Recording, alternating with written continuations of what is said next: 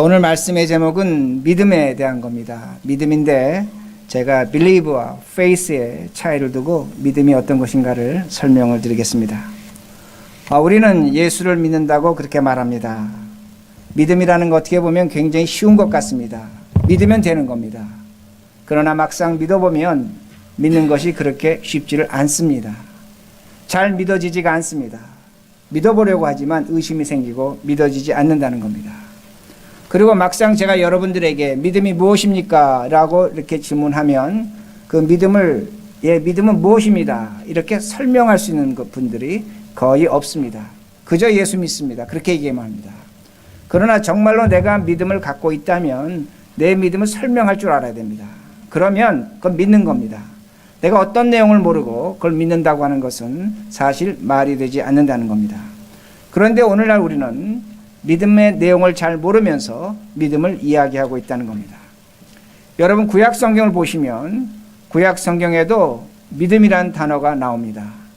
그런데 몇 번 나오냐면 딱 한 번 나옵니다. 한 번 나옵니다. 구약 성경에 믿음이 한 번 나옵니다. 하박국 2장 4절에 의인은 믿음으로 산다 그렇게 말씀이 나옵니다. 물론 구약 성경이 내용적으로 하나님을 믿어라 하는 내용은 있습니다. 그러나 믿음 그 자체는 한 번 나옵니다. 근데 신약에 가면 믿음이라는 단어가 굉장히 많이 나옵니다. 또한 구약이 의미하는 그 믿음과 신약이 의미하는 믿음이 큰 차이가 있습니다. 그러기에 우리가 믿음을 제대로 이해하지 못합니다. 더 한 가지 우리가 믿음을 이해하지 못하는 이유는 예수님 때문입니다. 예수님 때문입니다. 예수님 뭐라고 말씀하시냐면 너희들이 믿는 대로 될 것이라고 그렇게 말씀하셨습니다. 그런데 우리가 믿습니다. 정말로 간절히 기도하고 믿었지만 그 믿음대로 되지 않는 것이 더 많습니다. 물론 되는 것도 있지만 되지 않는 것이 더 많이 있다는 겁니다. 그러기에 예수님 말씀대로 한다면 우리는 믿음이 없는 것 같습니다. 그러기에 믿음이 굉장히 혼란스럽다는 말씀이 됩니다. 그러기에 이 짧은 시간에 믿음이 무엇이라고 전체적으로 설명을 할 수는 없지만 제가 최대한대로 간략하게 믿음이 무엇인지를 설명을 하겠습니다. 사도행전 16장을 보면 바울이 빌립보 전도하다 감옥에 갇혔습니다. 감옥에 갇혔는데 그 감옥에서 그 밤에 지진이 났습니다. 옥문이 열렸습니다. 그래서 죄수들이 탈출하려고 합니다. 당시에는 간수가 죄수를 지키다가 그 죄수가 탈출하면 무조건 죽임을 당했습니다. 그러니까 이 사람이 그 간수가 자결을 하려고 했습니다. 그때 바울이 얘기하기를 우리가 나가지 않았다. 우리가 여기 있다. 죽지 말라. 그렇게 얘기를 했습니다. 그러자 간수가 바울에게 뭐라고 얘기했냐면 내가 어떻게 하면 구원을 얻겠습니까? 어떻게 하면 구원을 얻겠습니까? 그때 바울이 아주 유명한 얘기를 합니다. 뭐라고 얘기했냐면 주 예수를 믿어라. 그래야면 너와 내 집이 구원을 얻는다. 그렇게 얘기합니다. 주 예수를 믿으라는 겁니다. 주 예수를 믿으라는 건 명령형입니다.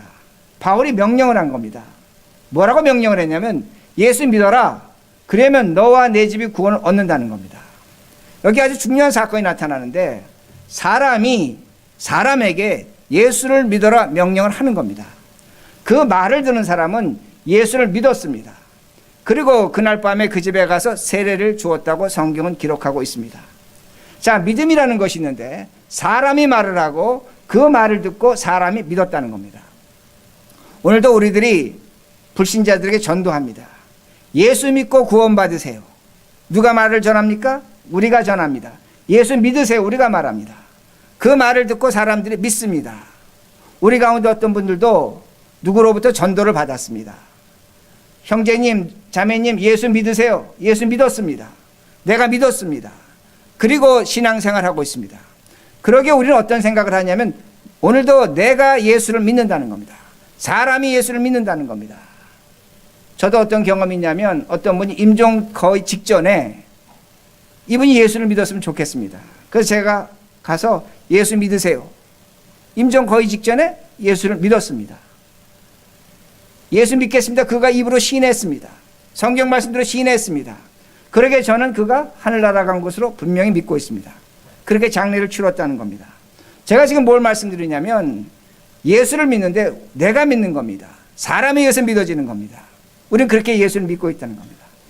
그런데 오늘 본문은 이렇게 말씀합니다. 8절 너희는 그 은혜에 의하여 믿음으로 말미암아 구원을 받았으니 이것은 너에게 난 것이 아니요 하나님의 선물이라. 성경은 뭐라고 말씀하냐면 믿음이 하나님의 선물이라는 겁니다. 저는 지금까지 여러분에게 어떻게 설명을 드렸냐면 믿음이 우리가 믿어서 전도위에서 전도받아서 예수 믿는다고 생각하는데 성경은 뭐라고 말씀하냐면 믿음은 하나님이 주신 선물이라는 겁니다. 사람이 만들어내는 것이 아니라는 겁니다. 너가 만들어내는 것이 아니고 내가 만들어내는 것이 아니고 하나님만이 믿음을 만들어낸다고 그렇게 말씀하십니다. 믿음의 주체가 하나님이라는 겁니다. 자, 똑같은 바울입니다. 사도행전 16장에서는 바울이 분명히 뭐라고 했냐면 예수를 믿어라 하고 명령을 했습니다. 그가 예수 믿고 구원받았다고 세례받았다고 성경은 말씀합니다. 그런데 오늘 예배소서는 뭐라고 얘기하냐면 믿음은 하나님의 것이라는 겁니다. 사람의 것이 아니라는 겁니다.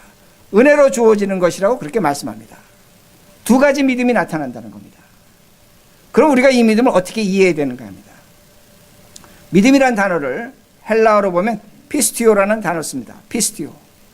피스티오라는 단어를 쓰는데 그 단어를 영어 성경은 그래도 잘 구분해서 번역을 했습니다.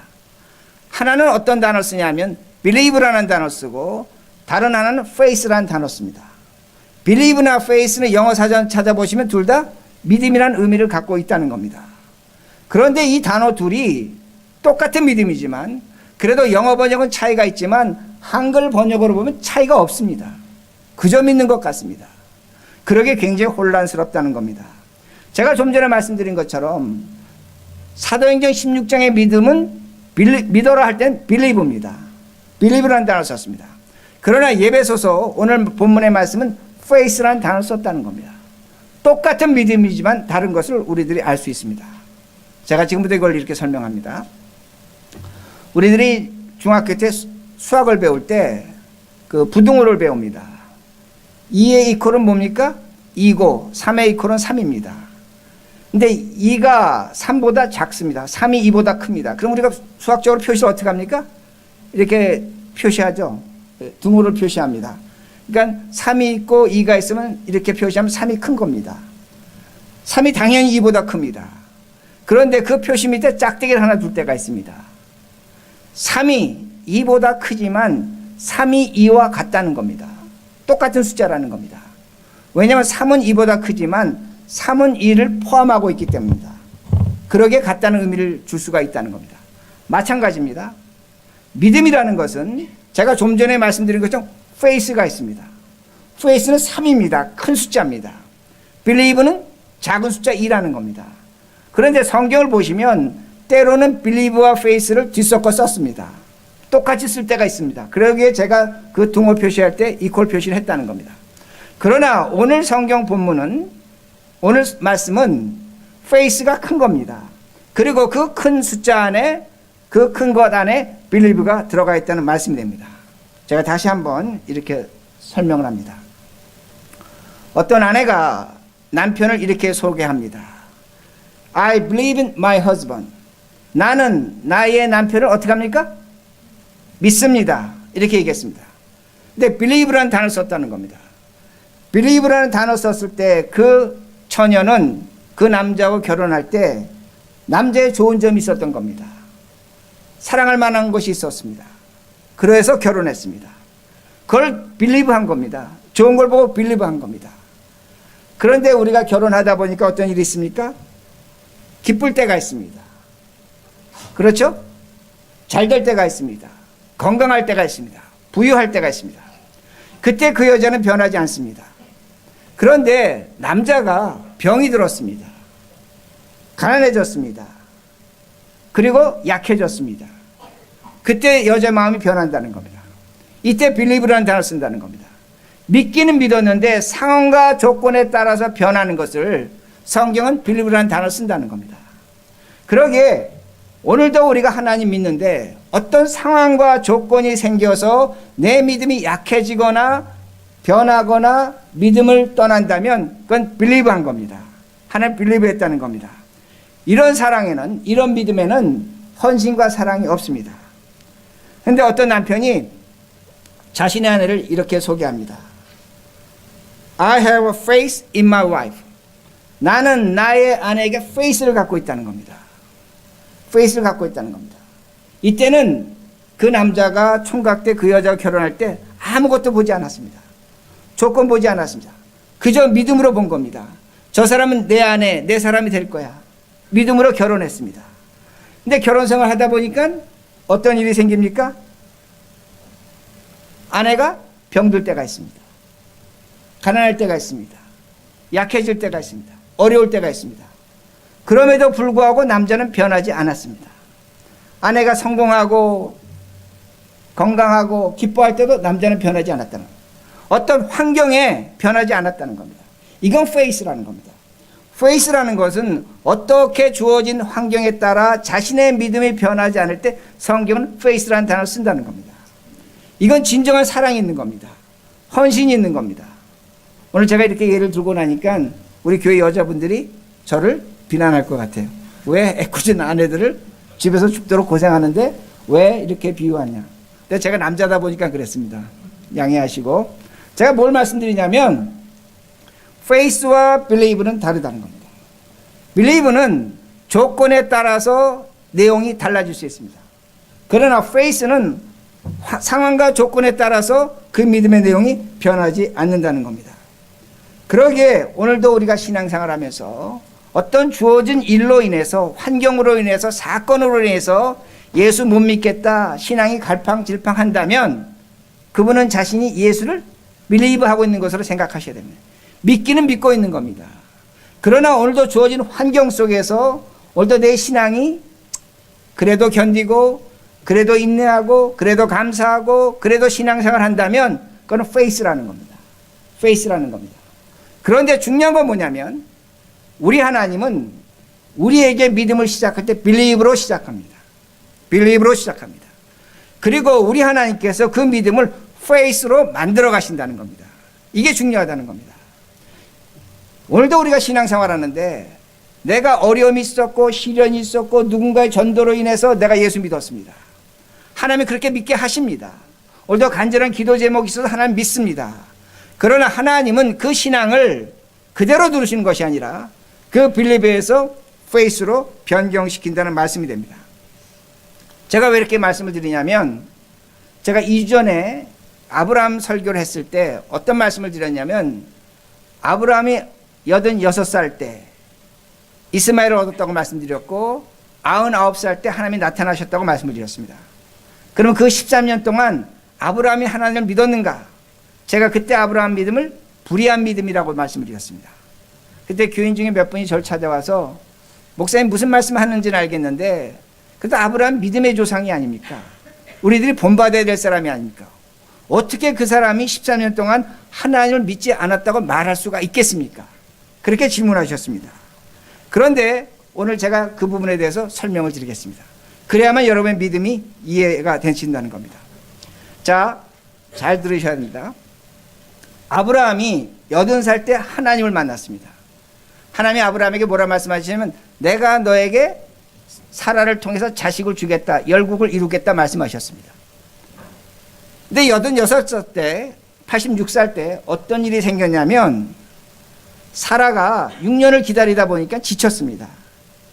아브라함에게 이렇게 얘기합니다.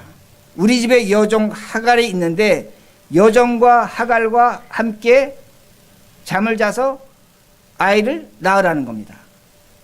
자, 86살 된 할아버지인데 사라가 뭐라고 얘기하냐면 여종과 동침을 하라는 겁니다. 그러면 아이를 갖는다는 겁니다. 그러면 아브라함이 아이를 낳을 수 있는 능력이 있습니까? 없습니까? 없습니까? 있어요. 아브라함은 아이를 낳을 수 있는 능력이 있습니다. 그래서 성경을 보시면 창세기 16장 2절에 보면 아브라함이 하갈과 함께함에 그가 하갈이 뭐 했다고? 임신했다고 말씀합니다. 그러니까 뭘 성경이 가르쳐주고 있냐면 아브라함은 능력이 있었습니다. 아이를 가질 능력이 있었습니다. 사라도 아이를 가질 능력이 있었습니다. 근데 하나님이 주시지 않는 겁니다. 그러기에 그 능력을 지금 누구에게 썼습니까? 하갈에게 쓴 겁니다. 이스마엘에게 쓴 겁니다. 이스마엘을 얻은 것입니다. 하나님의 도움 없이 자식을 얻었습니다. 하나님의 도움 없이 자식을 얻었다면 하나님을 믿은 것입니까? 믿지 않은 것입니까? 안 믿은 겁니다. 그래서 제가 말씀드린 겁니다. 아브라함은 목적 이룬 겁니다. 우리 집의 후사는 이스마엘이라는 겁니다. 더 이상 필요 없다는 겁니다. 제가 왜 이렇게 말씀을 드릴 수 있냐면 창세기 15장 6절에 가면 16장 이전에 6절에 가면 하나님이 아브라함의 믿음을 이렇게 설명하십니다. 15장 6절 제가 읽어드립니다. 아브라함이 여호와를 믿으니 여호와께서 이를 그의 의로 여기시고, 제가 영어 번역 읽어드립니다. Then he believed in the Lord and he reckoned it him as righteousness. 뭐라고 성경을 말씀하냐면 아브라함이 하나님을 어떻게 믿었다? believed 했다는 겁니다. believed 했음에도 불구하고 하나님은 그것을 의로 여기셨다고 그렇게 말씀합니다. believe 했고 하나님이 의로 여겼음에도 불구하고 그는 16장에 누구에게 장가갑니까? 하갈에게 장가가는 겁니다. 하나님이 주시는 방법을 포기하는 겁니다. 내 방법, 내 능력, 내가 갖고 있는 힘으로 자식 얻을 수 있다는 겁니다. 하나님 믿을 이유가 없다는 겁니다. 여기 아주 중요한 잣대가 나오는데 내가 할 수 있다는 겁니다. 내 능력으로 얼마든지 하겠다는 겁니다. 하나님 도움 없이 하겠다는 겁니다. 하나님 믿지 않는 겁니다. 제가 왜 하나님 믿지 않는다고 말씀을 드리냐면 이것이 창세기 그 다음 장으로 넘어가면 17장에 나오면 분명히 나타난다는 겁니다. 여러분 창세기 17장에 가면 아브라함이 하나님 앞에 뭐라고 하냐면 내 나이 100세입니다. 실제는 99세입니다. 뭘 얘기하는 겁니까? 나는 이제 능력이 없다는 겁니다. 없다는 겁니다. 그리고 내 아내는 경수가 끊어졌습니다. 아이를 낳지 못합니다. 우리 부부는 아이를 만들어낼 수 없습니다. 못합니다. 끝입니다. 인간으로 살 수 없습니다. 그런데 하나님께서 그 둘에게 자식을 허락하십니다. 믿음이라는 건 뭐냐면 사람이 할 수 없는 것을 하나님이 하시는 겁니다. 아멘? 믿음이라는 건 뭐냐면 우리가 뭘 믿는다가 아니라 하나님이 우리가 할 수 없는 걸 하나님이 하신다는 겁니다. 이걸 믿는 것이 믿음입니다. 그러나 아브라함은 창세기 16장에서 내가 능력을 갖고 내가 할 수 있기 때문에 내가 했다는 겁니다. 그것이 바로 이스마엘을 얻는 겁니다. 하나님을 믿지 않았다는 겁니다. 그러므로 우리의 모습을 여기서 볼 수가 있다는 겁니다. 볼 수 있다는 겁니다. 우리가 오늘도 하나님을 어떻게 믿고 있는가 합니다. 그런데 하나님은 그런 아브라함을 무엇으로 끌고 가시냐면 페이스로 끌고 가신다는 겁니다. 끌고 가신다는 겁니다. 그러기에 이 아브라함이 아들을 얻게 된다는 겁니다. 오늘도 우리들이 할 수 있는 것이 있습니다. 여러분 우리가 할 수 있는 것이 뭐가 있습니까? 성공과 실패 우리가 할 수 있습니다. 여러분 병들고 병 낫는 것 우리가 할 수 있는 겁니다. 여러분 행복과 불행 우리가 할 수 있는 겁니다. 이건 인간이 하는 겁니다. 여러분 이것이 우리에게 굉장히 중요합니다. 우리가 성공해야 되고 건강해야 되고 오늘도 이 세상에서 누릴 걸 누리고 살아야 되는 거 중요하지만 그건 우리가 하는 겁니다. 그러나 하나님이만이 하시는 것이 있다는 겁니다. 그것은 뭐냐면 죽음에서 부활입니다. 이걸 믿으라는 겁니다. 여러분 죽음에서 부활을 믿으라는 것이 사순절의 가장 중요한 내용입니다. 오늘도 우리가 신앙생활하면서 뭘 믿어서 어떤 문제를 해결하고 어떤 것을 얻고 하는 것은 believe입니다. 하나님은 우리를 그 자리에서 시작하십니다. 그러나 하나님의 최종 목표는 그 believe에서 faith로 뭘 믿으라고 하냐면 너희들이 할 수 없는 것, 사람들이 할 수 없는 것, 죽음에서 부활입니다. 문제는 뭐냐면 오늘날 많은 교인들이 죽음에서 부활이 뭐가 중요합니까? 내가 지금 당장 죽게 생겼고 내가 지금 당장 어렵고 내가 자꾸 이렇게 힘들고 고통스러운데 그건 미래적인 문제가 아닙니까? 그거하고 나하고 무슨 상관입니까? 그러게 답답하다는 겁니다. 목사 설교가 귀에 들어오지 않는 겁니다. 아니 저 목사는 맨날 죽은 다음에 부활을 얘기하는가, 천국을 얘기하는가. 내가 오늘 여기서 죽게 생겼는데, 내가 여기서 망하게 생겼는데 그 얘기를 한다는 겁니다. 그러나 오늘 죽게 생겼고 오늘 망하게 생겼고 오늘 어려운 일이 무엇으로 해결되느냐? 페이스를 가질 때 해결된다는 겁니다. 신앙을 가질 때 해결된다는 겁니다. 이걸 잊지 마시라는 겁니다. 내가 오늘 페이스를 가질 때 해결이 됩니다. 여러분 보시기 바랍니다. 아브라함이 어떻게 합니까? 아들을 얻었습니다. 하나님이 이삭을 칼로 잡아 죽이라고 합니다. 제물로 바치라고 합니다. 여태껏 아브라함이 하나님을 믿은 이유는 한 가지 이유였습니다. 열국의 압이 조상이 되는 겁니다. 자식의 가운데 있었습니다. 이것 때문에 하나님 믿은 겁니다. 그런데 하나님은 아브라함에게 페이스를 주시기 위해서 그 중간에 있는 것, 그 자식, 그 문제, 그 가난, 그 고통, 그 어려움 없애버리라는 겁니다. 칼로 찔러 죽이라는 겁니다. 너하고 나하고 만나자는 겁니다. 하나님하고 나하고만 만나자는 겁니다. 이게 페이스입니다. 하나님이 이걸 원하시는 겁니다. 하나님과 우리가 만나는데 뭐가 필요합니까? 오로지 하나입니다. 예수 그리스도의 십자가입니다. 예수 그리스도의 십자가로만 너와 내가 만나자는 겁니다. 그래야만 해결이 있다는 겁니다. 그래야만 오늘의 가난이 해결이 있고 오늘의 질병이 해결이 있고 오늘의 고통과 슬픔과 아픔이 그 자리에서 해결된다는 겁니다.